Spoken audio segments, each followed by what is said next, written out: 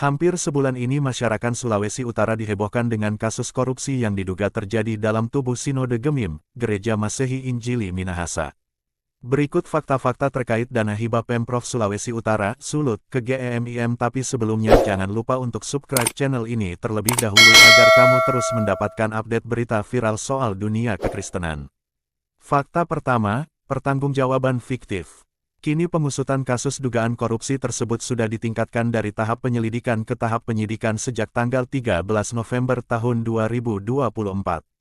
Kapolda Sulut beberapa waktu lalu mengatakan aparat kepolisian akan melakukan penegakan apabila terbukti adanya oknum-oknum yang melakukan KKN dalam kasus ini.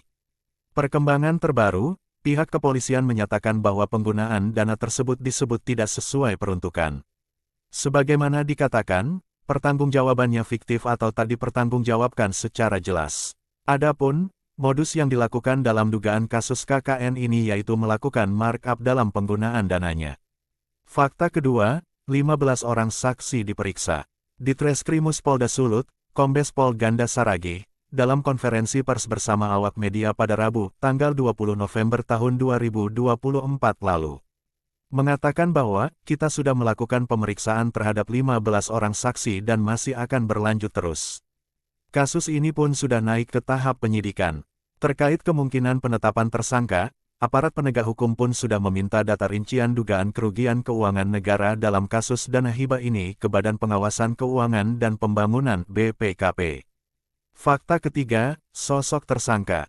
Kombes Ganda Saragi juga menjelaskan bahwa pihaknya masih melakukan pendalaman kemungkinan sosok yang berpotensi menjadi tersangka.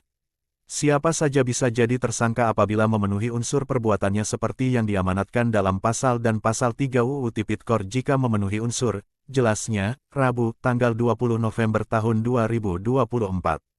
Beberapa saksi diketahui sudah dimintai keterangan untuk menjelaskan lebih rinci terkait peran dan fungsinya, terutama mereka yang menjabat di dalam tim anggaran pemerintah. Fakta keempat, barang bukti disita.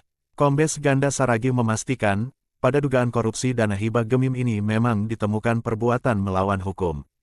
Untuk barang bukti, penyidik telah menyita berupa dokumen yang berkaitan dengan pemberian dana hibah dari Pemprov Sulut kepada Sinode Gemim.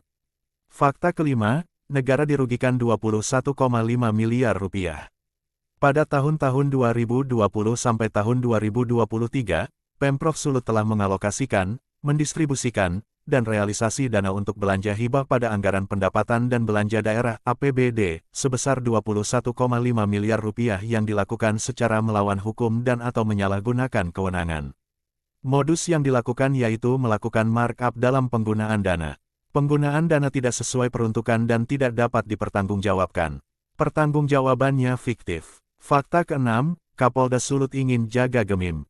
Kapolda Sulut Irjen Pol Royke Langi menegaskan, ia dan jajarannya akan bertekad memberantas oknum-oknum menyeleweng dalam Sinode Gemim yang melakukan perbuatan melawan hukum. Irjen Royke Langi juga mengajak masyarakat untuk menjaga Gemim dengan membersihkan oknum-oknum yang melakukan hal yang salah. Fakta ketujuh, sejumlah pendeta GEMIM datang ke Polda Sulut. Momen para anggota Gemim mendatangi kantor Polda Sulawesi Utara, Kota Manado, Kamis tanggal 21 November tahun 2024. Mereka terdiri dari ketua wilayah, ketua jemaat, dan pendeta pelayanan dari Sinode Gemim. Tujuan kedatangan para hamba Tuhan ini untuk mendoakan ketua Sinode Gemim, PDT Hein Arina, Kapolda Sulut, Irjen Pol Royke Langi, dan Pilkada Sulut 2024. Aksi para pendeta Gemim ini juga untuk menunjukkan solidaritas terhadap ketua Sinode yang direncanakan menghadiri pemeriksaan di Polda Sulut, Kamis. Para pendeta hingga jemaat yang hadir mengenakan pakaian bernuansa hitam. Mereka masuk ke kantor Polda Sulut untuk doa bersama. Ketua Wilayah Likupang Gemim, Pendeta Billy Yohanes mengatakan, aksi ini bertujuan memberikan dukungan moral kepada Pendeta Hein Arina. Bagaimana Sobat Viral? Fakta di atas semakin memperjelas adanya tindakan korupsi oleh oknum Gemim. Siapa saja mereka? Kita tunggu kabar terbaru dari penyelidikan polisi. Share tanggapanmu di kolom